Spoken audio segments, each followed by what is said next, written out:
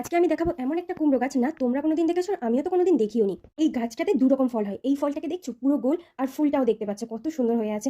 এই গাছটাতে এই ফুল ফুটে আছে কিন্তু একই ডালে, আর এই ডালটা চলে গেছে এই নারকেল গাছের একটা ডালের উপর থেকে এই নিচের দিকে দেখতে পাচ্ছ যে আর একটা ফল হয়ে আছে। ফলটা পুরো লম্বা, এই কুমড়োটা লম্বা, হ্যাঁ একই ডালে দু রকম ফল, একটা গোল কুমড়ো আর এটা লম্বা কুমড়ো। আর এর ফলের কুড়িটা দেখতে পাচ্ছ এখনো ফুল ফোটেনি। এই ফলটাকে দেখো একদম লম্বা ফল হয়ে আছে উপরের দিকটা, আর উপরে কুড়ি হয়ে আছে। এটা বোঝা যাচ্ছে একটা ডালে দু রকম ফল হয়ে আছে, ওটা ছিল গোল আর এটা ছিল লম্বা। এমন গাছ আমিও কোনোদিন আগে দেখিনি। আর এটা ছিল আমাদের ড্রাগন গাছের সেকেন্ড নম্বর ফল।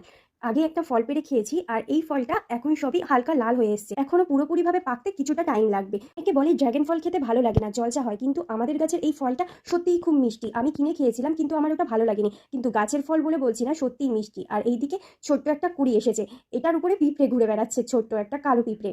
আর এই গাছের কুড়িটা একেবারে গোল। আর আমি চলে গেছিলাম এই পিয়ারা গাছ থেকে একটা পিয়ারা পেড়ে খেতে, আর একজন এখানে বসে অলরেডি পিয়ারা খাচ্ছিল, আমাকে দেখে উড়ে চলে গেছিল।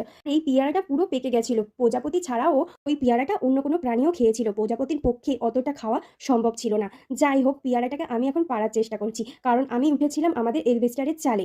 পিয়ারাটা হয়েছিল একদম ধারি, আর তাই ডালটাকে টেনে এনে তারপরে পিয়ারাটাকে আমার পাততে হয়েছে। পিয়ারা খেতে আমার অনেক ভালো লাগে। তোমরা কারা কারা এই পিয়ারা খেতে পছন্দ করো বলো তো?